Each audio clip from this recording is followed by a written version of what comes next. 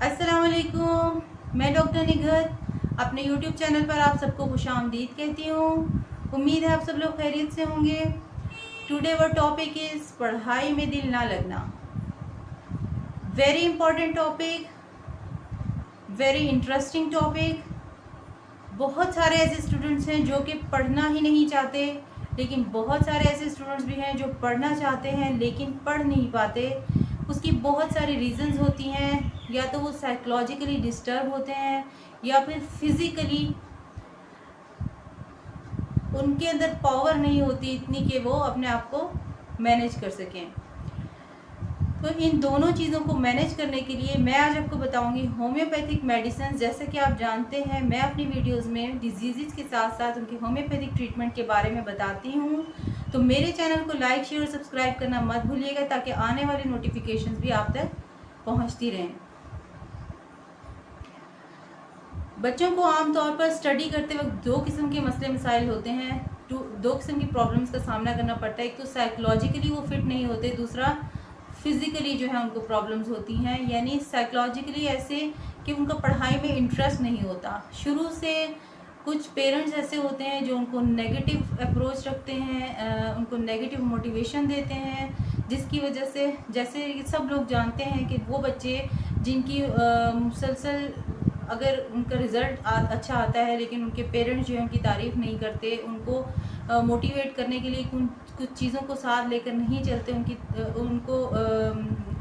उनकी proper help नहीं करते, तो ऐसे बच्चे जो हैं पढ़ाई में बहुत पीछे रह जाते हैं। साइकोलॉजिकली इस तरह की कुछ पेरेंट्स इस तरह कहते हैं अपने बच्चों को कि हमने तुम पर इतना पैसा लगाया है, अगर तुम फेल हो जाओगे तो हमारा सारा पैसा डूब जाएगा। ये इस तरह की बातें करना, या बच्चे जब रिज़ल्ट लेकर आएँ तो उनको ये कहना कि ये तुम्हारा रिज़ल्ट तो बहुत ख़राब है, और उनकी टिका कर बेइज्जती करना। कुछ पेरेंट्स तो जो हैं वो अपने बच्चों को बहुत ज़्यादा मार पिटाई भी करते हैं, और कुछ पेरेंट्स जो हैं अपने बच्चों को दूसरों के साथ जो एक मुकाबला करने के लिए कहते हैं कि वो जो है फर्स्ट आया है, तुम सेकंड आए हो, तुम थर्ड आए हो।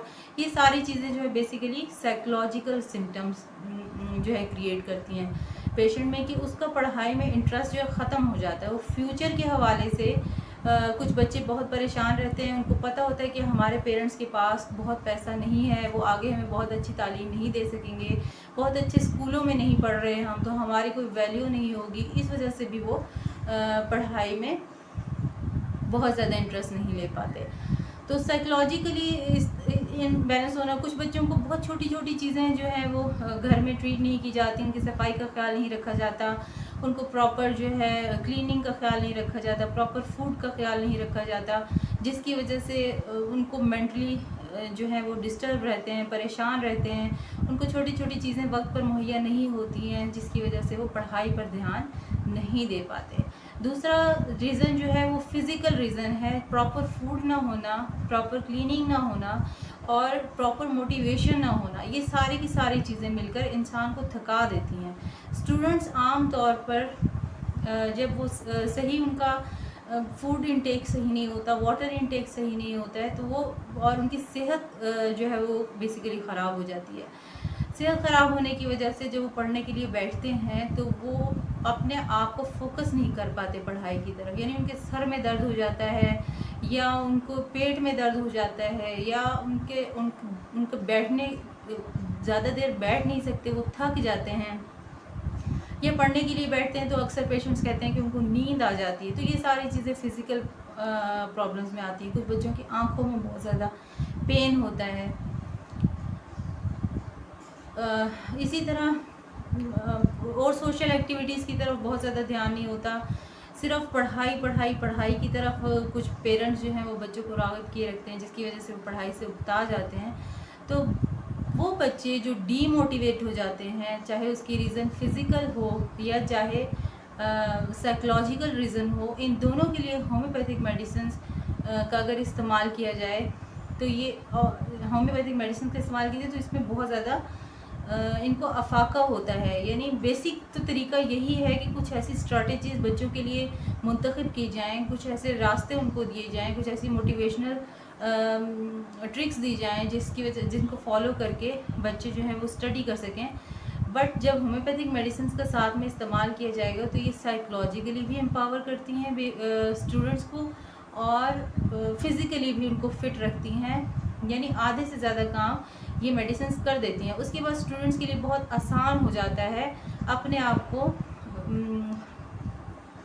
आगे बढ़ाना, अपने आप को फोकस करना, अपने आप को आगे लेके चलना, फ्यूचर गोल्स मुंतखब करना और फिर उनको फॉलो करते जाना। सब पहली मेडिसिन है sulphur 200। It is very good medicine for psychological problems, all mental problems. Mentally students को फिट रखती है, उनको गोल्स को अचीव करने में, आगे बढ़ने में, फ्यूचर प्लानिंग करने में बहुत ज़्यादा हेल्प जो है प्रोवाइड करती है। मेंटली जो है बच्चे बहुत फिट रहते हैं, ना सिर्फ अपनी सफाई वगैरह का खुद ख्याल रखते हैं, अपनी क्लीनिंग का ख्याल रखते हैं, अपनी फूड का प्रिपरेशन, बल्कि अपनी स्टडी को भी जो है पहले से प्रिपेयर करना शुरू कर देते हैं, यानी मैनेजमेंट करना शुरू कर देते हैं बाकायदा। उनमें ऑर्गेनाइजेशन आना शुरू हो जाती है सल्फ़र के इस्तेमाल से। तो सल्फ़र 200 वीकली एक मरतबा आप इस्तेमाल करेंगे। अगर जैसे वीक शुरू हुआ तो मंडे वाले दिन जो है आप सुबह के वक्त सल्फ़र 200 ले लें। उसके अलावा रस्टॉक्स 30, ये आप सुबह शाम डेली यूज़ करेंगे। रस्टॉक्स 30 सुबह शाम डेली यूज़ करनी है, यानी 2 मेडिसिन हैं। सल्फ़र 200 वीकली एक मरतबा चाहे किसी भी दिन आप ले लें, सुबह नहार मुँह आपको लेना है। 10 ड्रॉप्स 1 ग्लास ऑफ वाटर में डाल के आप यूज़ कर लें नहार मुँह। और रस्टॉक्स 30 जो है वो दिन में 2 टाइम आपको लेनी है, किसी भी वक्त आप ले सकते हैं। 5 to 6 drops half cup of water में डाल के और आप वो पानी पी लें। तो फिज़िकली जो है रस्टॉक्स आपको बहुत ज़्यादा फिट रखेगी, फ़िज़िकल एनर्जी देती है रस्टॉक्स बॉडी को। जो थकावट होती है, आँखों में जो थकन होती है, जो सर का दर्द होता है या फ़ौरन से नींद आ जाती है, इन सारी चीज़ों को मैनेज करती है रस्टॉक्स।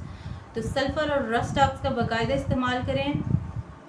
वो स्टूडेंट्स जिनका पढ़ाई में दिल नहीं लगता, आहिस्ता आहिस्ता बाकी स्ट्रेटजीज़ को फॉलो करना उनके लिए आसान हो जाएगा और पढ़ाई में इंशाल्लाह वो आगे ही बढ़ते चले जाएंगे। तो मेरी होम्योपैथिक मेडिसिन से फ़ायदा उठाएं, मुझे दुआओं में याद रखें। अल्लाह हाफिज़।